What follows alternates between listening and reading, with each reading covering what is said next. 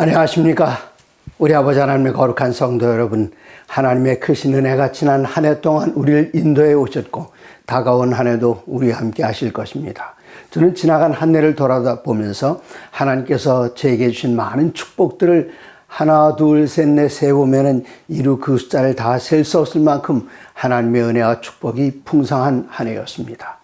지난 1년 동안 17나라를 다니면서 12나라에서 전도회를 운영했고 또 부흥회 세미나들을 운영하면서 하나님의 크신 사랑을 여러 나라에서 저 동쪽으로는 미국으로부터 시작해서 서쪽으로는 튀르키예, 북쪽으로는 러시아에서 남쪽으로는 인도네시아에 그리고 말레이시아까지 여러 나라에서 말씀을 증거할 때에 하나님의 거룩한 은혜가 함께 하시는 모습을 봤습니다. 또한 저희 온라인 교회에서는 영원한 복음 온라인 교회는 새벽마다 매주마다 강사님들을 바꿔가면서 새벽 기도회를 운영하고 있고 또 현장에서 예배는 여러 곳으로 유튜브를 통해서 전달되면서 하나님의 거룩한 말씀이 27,300명의 영원한 복음 유튜브 구독자와 함께 이 귀한 말씀과 찬양과 기도를 함께 나누고 있습니다. 지난 한 해 동안 함께 하신 하나님 너무나도 감사하면서 이젠 새해를 앞두면서 올해 마지막 함께 나누게 될 안식일학교 교과 여호수아 제 13번째 시간, 오늘 선택하라는 제목으로 함께 말씀을 나누겠습니다. 오늘 지금 내일로 미루지 말고 오늘 선택하라는 말씀입니다. 이제 여호수아의 마지막 장입니다. 여호수아 24장 1절, 여호수아가 이스라엘 모든 지파를 세겜에 모으고, 이제는 여호수아가 백성들을 떠날 때가 다가왔습니다. 한 곳에 다 모이게 했습니다. 거기 모였던 곳이 바로 세겜인데, 이 세겜이란 말이 여호수아 마지막 장 24장 1절에 등장하지만 그 끝부분에도 등장을 합니다. 32절입니다. 또 이스라엘 자손이 애굽에서 가져온 요셉의 뼈를 세겜에 장사하였으니, 요셉이 애굽에서 살아난 형제들 앞에서 죽을 때에 유언을 했습니다. 나를 이 애굽 땅에 묻지 말고 나를 조상에게 약속하신 땅, 그 땅으로 데려가 달라고. 그래서 이스라엘 백성들은 출애굽할 때에 운구를 했습니다. 다른 모든 돌아가신 분들은 그 지역에서 묻었지만 요셉의 유해만큼은 가지고 나와서 여기 여호수아 세겜 땅에 마침내 요셉을 장사 지냈다고 했습니다. 이 세겜은 창세기 12장에 보시면은 아브라함이 갈대아 우르를 떠나서 가나안 땅에 들어서 첫 번째 제단을 쌓았던 것이 세겜이라고 창세기 12장 6절과 7절에 기록이 되어 있습니다. 그리고 야곱이 자기 일족들을 데리고 여행을 하다가 한 곳에 좋은 땅이 있었습니다. 거기서 잠깐 장막을 쳤을 때에 그 땅의 족장 하몰의 아들 세겜이, 땅 이름도 세겜이고 족장의 아들 이름도 세겜이었습니다. 세겜이 야곱의 여러 형제들을 보고는 감동을 받았습니다. 그런데 그 중에서 이 총각 세겜에게 눈에 꽂히는 사람은 다른 형제들보다도 이 12형제들의 자매였던 디나에게 눈이 꽂혀서 디나를 사모하기 시작했습니다. 그리고 그를 끌어들여서 욕보인 다음에 결혼하자고 청혼을 했습니다. 형제들이 화가 나서 그 동생을 욕보인 세겜 그 모든 족속을 완전히 다 일족을 멸해버리고 말았습니다. 그 일로 인해서 야곱은 상당히 두렵게 되었고 세겜 땅 상수리 나무 밑에다가 그들은 하나님 앞에 다시 헌신한 의미로 그들의 모든 장신구들을 다 풀어서 나무 아래 묻고 또 그곳에서 그들은 의복을 바꿨습니다.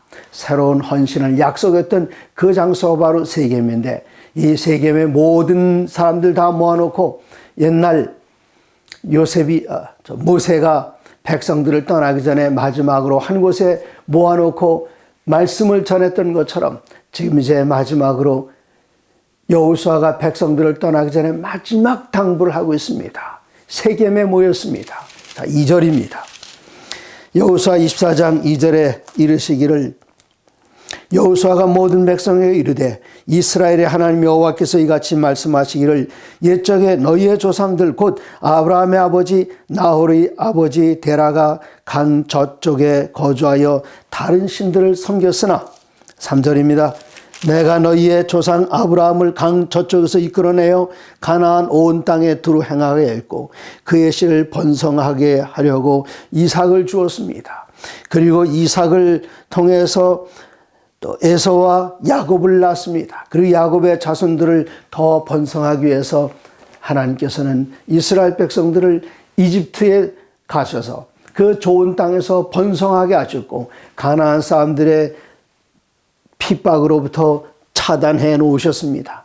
마침내 큰 민족을 이뤘을 때에 하나님께서는 애굽으로부터 하나님의 백성들을 이끌어낼 때에 홍해 바닷물을 말리시고 이끌어내실 때에 그 앞에는 수많은 이방 족속들을 치셨습니다.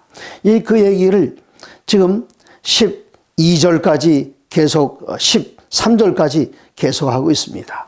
그런데 여기 보면은 하나님께서 하신 이야기를 백성들에게 들려주시는데 몇 가지 우리가 주목해 볼 것은 13번씩이나 하나님께서는 1인칭 대명사로 주격으로다가 사용하십니다. 내가 이렇게 했다. 하나님께서 이스라엘의 조상들에게 약속하신 그 약속을 이루어주시기 위해서 11절에 보시면 너희가 요단을 건너 여리고에 이른즉 여리고 주민들과 아모리 족속과 브릿 족속과 가나안 족속과 헷 족속과 기르가스 족속과 히위 족속과 여부스 족속이 너희와 싸우기로 내가 그들을 너희 손에 넘겨주었으며 12절 내가 왕보를 너희 앞에 보내요. 이스라엘 백성들이 나가기 전에 하나님께서는 먼저 왕벌을 보내셨습니다. 그 왕벌이 누굴까요? 여호와의 군대 장관 미가엘 되시는 예수 그리스도를 먼저 보내셔서 이스라엘 백성들은 싸울 필요가 없었습니다. 그들은 전쟁하는 기술도 없었습니다. 13절 12절 내가 왕벌을 너희 앞에 보내어 그 아모리 족속의 두 왕을 너희 앞에서 쫓아내게 하였나니 너희의 칼이나 너희의 활로서 이같이 한 것이 아니며 내가 또 너희가 수고하지 않은 땅과 너희가 건설하지 않은 성읍들을 너희에게 주었더니 너희가 그 가운데 거주하며 너희는 또 심지 아니한 포도원과 감람원의 열매를 먹는다 하였느니라. 하나님께서는 약속하신 대로 이스라엘 백성들을 이끌어내셨습니다. 그리고 이 백성들을 가나안 땅에 이르게 하셨습니다. 거기에 수많은 호전적인 민족들이 있었는데 이스라엘 백성들이 싸워서 점령하는 것이 아니라 하나님께서는 왕벌을 먼저 보내셔서 군대 장관, 여호와의 군대 장관을 먼저 보내셔서 그 앞에 있는 모든 가나안 족속들을 다 밀어내셨습니다. 그리고 그들이 430년 만에 애굽 땅에서 가나안으로 들어왔을 때에 집들이 있었습니다. 이스라엘 백성들이 지은 집이 아니었습니다. 포도원들이 있었고 감람원이 있었습니다. 이스라엘 백성들이 심은 올리브 감람나무가 아니었습니다. 이스라엘 백성들이 가꾼 포도원이 아니었습니다. 거기 가나안 사람들 통해서 먼저 집도 지어 놓으시고 포도원도 만들어 놓으시고 감람원도 만들어 놓으시고 이스라엘 백성 다만 거기 와서 거주하면서 올리브 밭과 포도밭을 가꾸기만 하면 됐습니다. 이것을 하나님께서는 젖과 꿀이 흐르는 땅으로 만들어 주셨습니다. 그런데 이것은 조건적입니다. 이스라엘 백성들이 하나님 앞에 열심히 그들의 혼신을 다해서 하나님을 사랑하고 하나님을 섬길 때에만 그 일이 가능했지. 여기 젖과 꿀이 흐르는 그 땅도 이스라엘 백성들이 하나님 앞에서 떠날 때에는 또다시 쇳덩어리처럼 굳은 땅이 되어서 사람들을 내쫓고 토해내는 그런 땅이 되었습니다.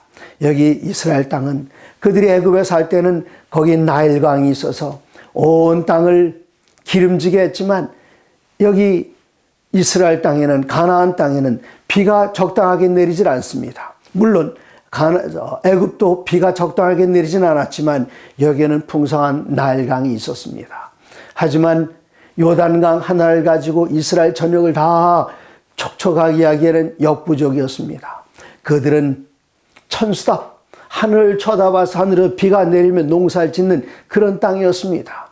그들이 신실하게 말하면 하나님께서는 하늘 문을 여셔서 적당한 때에 우로를 내려주시고 이 백성들을 지켜주실 것이었습니다. 네, 여기에 보시면은 재미있는 표현이 이런 표현이 있습니다.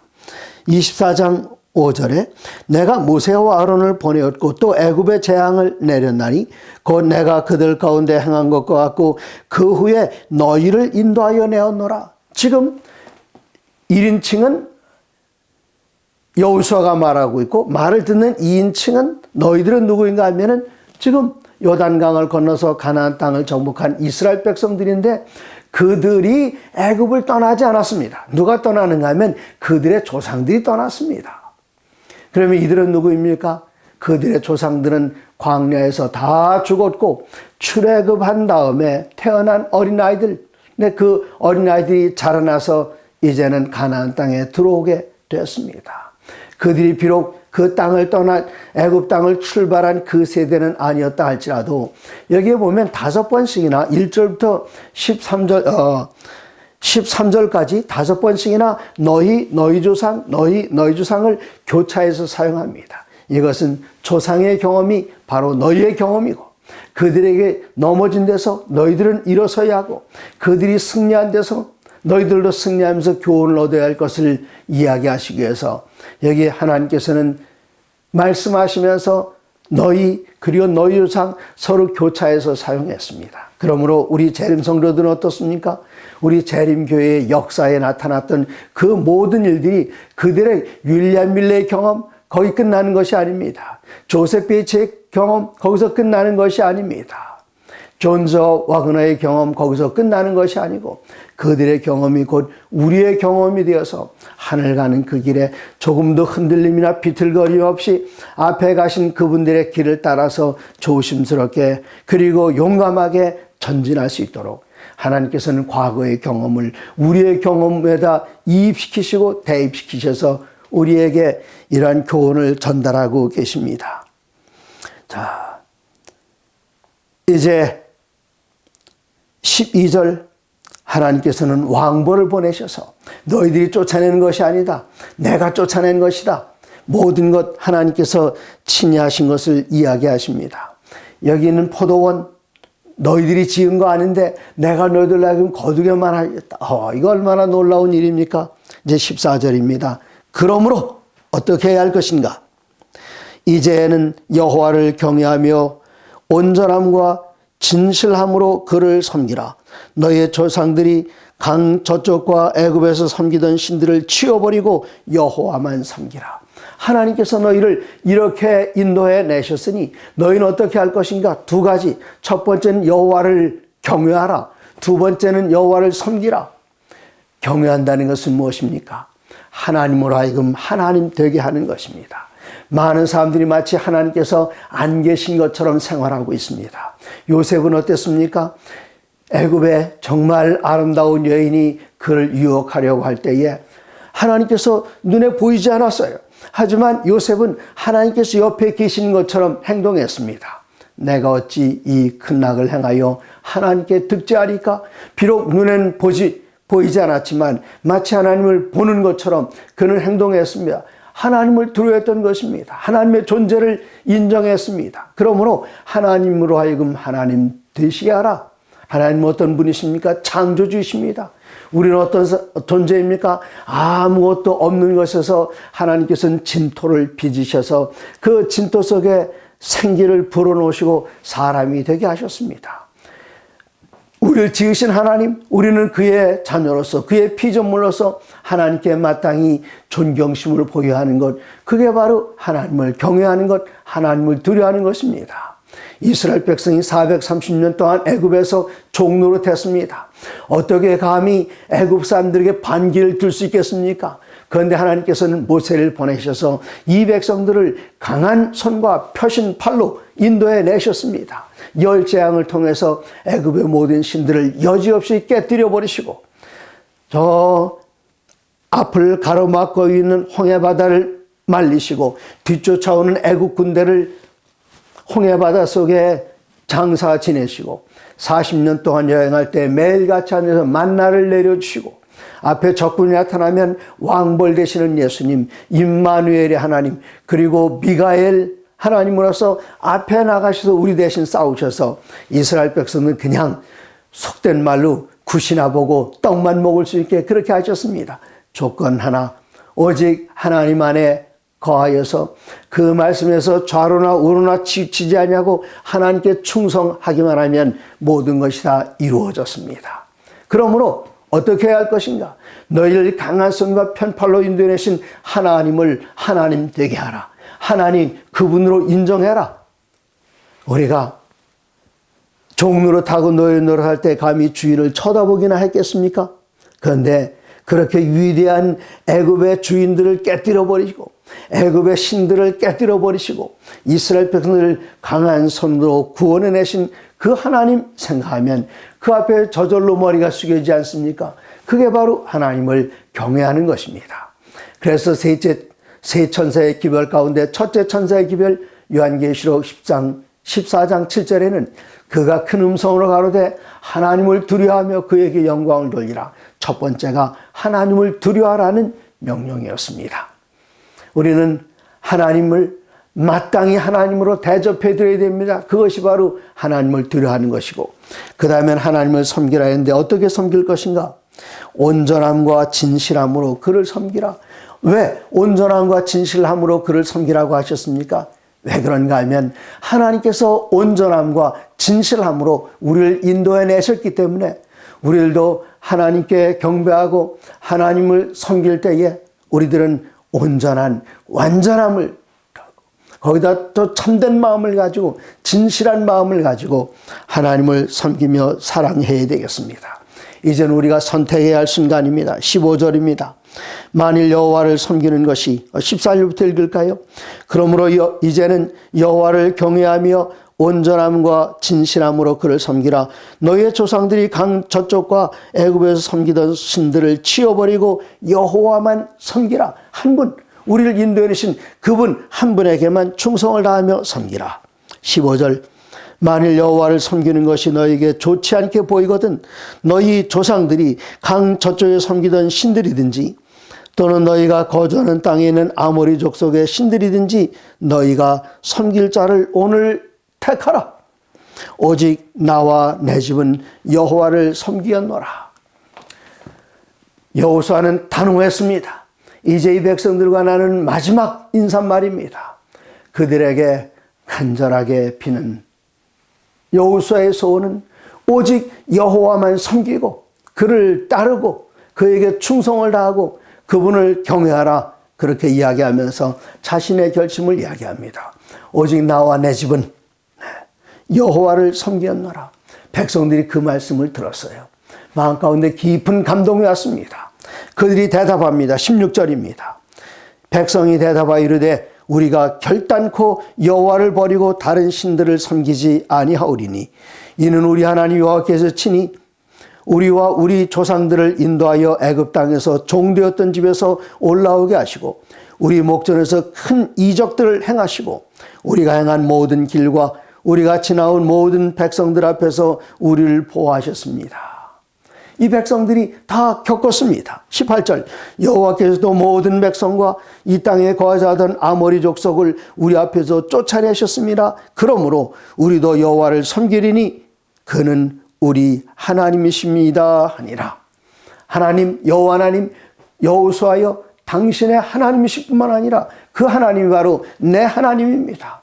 우리가 광야에서 40년 동안 그 하나님을 경험했고 하나님의 사랑과 인자하심을 맛보아 체험하여 알았습니다. 그분만 섬기겠습니다. 여기 이스라엘 백성들이 하나님에 대해서 표현한 것은 두 가지입니다. 그분은 우리의 구원자이십니다. 두 번째는 우리의 대적을 우리 앞에서 추출해내신 분이십니다. 우리가 그분만 섬길 것입니다. 그렇게 이야기할 때에 여호수아는 것에 도장을 찍습니다. 어떻게 찍는가 하면 19절 여호수아가 백성에게 이르되 너희가 여호와를 능히 섬기지 못할 것은 이거 무슨 말입니까? 그렇게 섬겼다 결심했으면 잘했다 하고 칭찬할 말이 되지 않습니까? 그러나 여호수아는 그렇게 하지 않았습니다. 그리고 그들의 말을 확인하기 위해서 반어법을 사용합니다. 여호수아가 백성에 이르되 너희가 여호와를 능히 섬기지 못할 것은 너희가 너희 힘으로 섬기겠다고 하겠느냐? 너희 조상들이 그렇게 하지 않았느냐? 출애굽기 19장에서 하나님께서 언약을 반포하실 때에 모든 백성들이 우리가 그 언약의 말씀대로 계명의 말씀대로 살겠습니다 결심했어요. 그리고 얼마 안 가서 금송아지를 만들지 않으셨습니까? 우리 스스로 할 수 있는 것이 아무것도 없기 때문에 우리가 하나님을 섬기는 것도 하나님께서 하나님을 섬길 지혜와 능력을 주셔야만 그것이 가능한 것입니다. 그래서 여호수아는 그들에게 조심하게 하기 위해서 그는 거룩하신 하나님이시요 질투하시는 하나님이시니 너희의 잘못과 죄들을 사하지 아니하실 것입니다. 과거엔 사했지만 앞으로 사하지 않으실 거야. 그러니까 특별히 잘 해야 돼. 근데 우리 하나님은 너무나도 강한 하나님인 줄 알았더니 너무나도 인정이 많으시고 약한 하나님이십니다. 우리 부모들이 하는 말이 있죠. 자식 이기는 부모 없다고요. 이스라엘 백성들이 그 외에도 자주 실수하고 자주 범죄하고 자주 죄를 짓고 또 넘어졌지만 그들이 하나님을 바라볼 때에만 하나님께서는 그들에게 일어나게 하셨고 그들은 7번 넘어질지라도 8번 일어나는 백성들이 되었습니다. 믿음 있는 사람, 그들은 안 넘어지는 사람이 아니라 넘어졌을 때 일어나는 사람, 그 사람들이 바로 믿음의 사람입니다. 지금 하나님께서는 여호수아를 통해서 말씀하십니다. 내가 너희를 용서하지 않겠다가 아니라 그럴 지경에 가지 않도록 조심하라는 말씀이었습니다. 20절 만일 너희가 여호와를 버리고 이방신들을 섬기면 너희에게 복을 내리신 후에라도 돌이켜 너에게 재앙을 내리시고 너희를 멸하시리라 하니 백성이 여호수아에게 말하되 아닙니다. 우리가 여호와를 섬기겠나이다. 이때 여호수아는 다시 말합니다. 22절 여호수아가 백성에 이르되 너희가 여호와를 택하고 그를 섬기리라 하였으니 스스로 증인이 되었느니라. 너희 여러분 그 말 하셨죠? 너희 스스로 여러분이 다 증인입니다. 어떻게 하시겠다고요? 여호와를 버리지 않고 오직 여호와만 섬기겠습니다. 지금 말씀하신 것, 여러분이 대답한 것, 여러분 스스로에게 증인이 되시기 바랍니다. 23절 여호수아가 이르되 그러면 이제 너희 중에 있는 이방신들을 치워버리고 너희 마음을 이스라엘의 하나님 여호와께로 향하라 하니 백성이 여호수아에게 말하되 우리 하나님 여호와를 우리가 섬기고 그의 목소리를 우리가 복종하리이다. 네? 그들의 마음은 진심으로 그랬습니다. 출애굽기 19장에서 하나님께 신의 산에서 나타나셔서 이스라엘 백성들에게 말씀하실 때 우리가 그 말씀대로 살겠습니다. 그들 마음이 그 순간 진심이었을까요? 아니었을까요? 물론 진심이었습니다만 그들이 흔들려 또 시험에 들고 말았습니다. 베드로가 예수님께서 말씀할 때에 주님 돌아가시는 죽는 그 자리까지 제가 쫓아가겠습니다. 그때 베드로의 마음이 진심이었을까요? 아니면 그냥 아부하는 말이었을까요? 아닙니다. 그는 진심이었습니다. 그럴지라도 그 후에 예수님을 3번씩이나 부인하지 않았습니까? 그러므로 우리는 모든 순간마다 하나님의 자비하심과 인도하심, 우리를 사랑하시는 그 놀라운 손길을 마음 가운데 깊이 새기면서 어린 양이 어디로 인도하신지 아주 바짝 따라가겠다는 그 결심으로 매 순간마다 예수님 걸어갈 때 예수님의 그림자 바깥으로 벗어나지 않고 그 안에 있겠다는 결심으로 예수님을 쫓아간다면 흔들림이 없지만 비록 예수님을 따라간다 할지라도 예수님을 멀찌감치 따라가면 그 사이에 뒤에서 사단이 와서 우리를 붙잡아서 또다시 다른 길로 가게 합니다. 우리가 다른 길로 가면 우리 하나님께는 자주 다시 돌아오셔서 우리를 그 가운데서 건져내셨습니다. 그러나 항상 그렇게 하실까요? 항상 그렇게 하십니다. 그러나 여러분, 우리가 한순간 하나님의 곁을 떠났을 때에 인생의 마지막이 온다면 어떻게 되겠습니까? 하나님 우리를 찾으려고 애쓰시고 독생자를 주셨고 하늘의 모든 자원을 동원해서 우리를 도와주시려고 우리를 구하시려고 애쓰고 수고하고 노력하시고 온 힘을 기울이시지만 우리가 잠깐 떨어져 있을 때에 마지막 순간이 온다면 얼마나 안타까운 일입니까? 이스라엘 백성들에게 여호수아는 간절히 호소합니다. 그리고는 25절에 그날에 여호수아가 세겜에서 백성과 더불어 언약을 맺고 그들을 위하여 율례와 법도를 제정하였더라. 그들이 여호수아가 다시 법을 만든 것 아닙니다. 옛날 모세가 전달해 준 그 법을 다시 확인하는 일이었습니다. 26절 여호수아가 이 모든 말씀을 하나님의 율법책에 기록하고 큰 돌을 가져다가 거기 여호와의 성소 곁에 있는 상수리 나무 아래 세우고 모든 백성이 이르되 이 돌이 우리에게 증거가 되리니 이는 여호와께서 우리에게 하신 모든 말씀을 이 돌이 여러분도 들은 것처럼 이 돌도 들어서 증거가 될 겁니다. 그러므로 여러분의 마음이 흔들리거나 실수하게 되면 이 돌을 보시고 오늘 이 순간을 다시 한번 기억하시고 하나님 앞에 바로 서시기 바랍니다. 여호수아가 간절하게 그렇게 이야기합니다. 여러분, 부모님께 돌아갈 때의 마지막 남은 그 유언, 우리가 다른 것은 잘 못 지켜도 유언은 반드시 지켜드리려고 하지 않습니까? 여호수아의 유언입니다. 그리고 매일같이 여러분 사랑하는 자녀들에게 그 약속을 하시기 바랍니다. 너와 나는, 너와 여기 아버지와 어머니는 오직 여호와만 섬기기로 오늘 선택했다.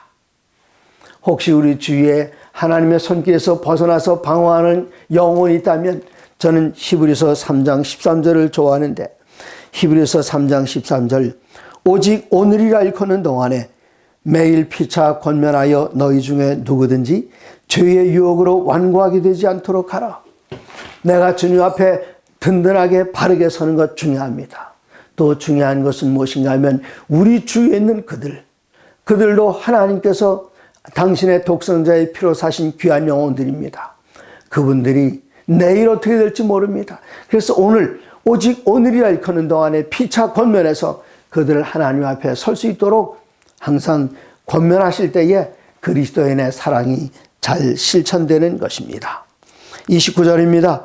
이일 후에 여호와의 종 눈의 아들 여호수아가 110세에 죽어서 거기 딥나세라에 장사되었습니다. 31절 이스라엘이 여호수아가 사는 날 동안에 여호수아 뒤에 생존한 장로들 곧 여호와께서 이스라엘을 위하여 행하신 모든 일을 아는 자들이 사는 날 동안 여호와를 섬겼더라. 그 다음에 요셉을 장사한 얘기가 나오죠. 그 다음에 33절입니다.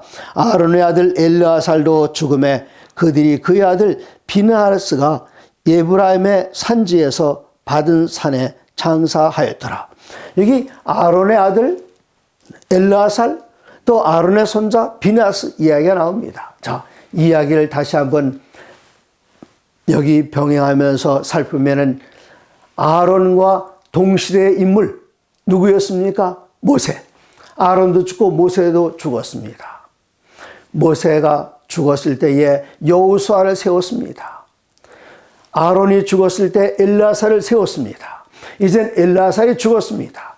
엘르아살의 후계자는 그의 아들 비느하스였습니다.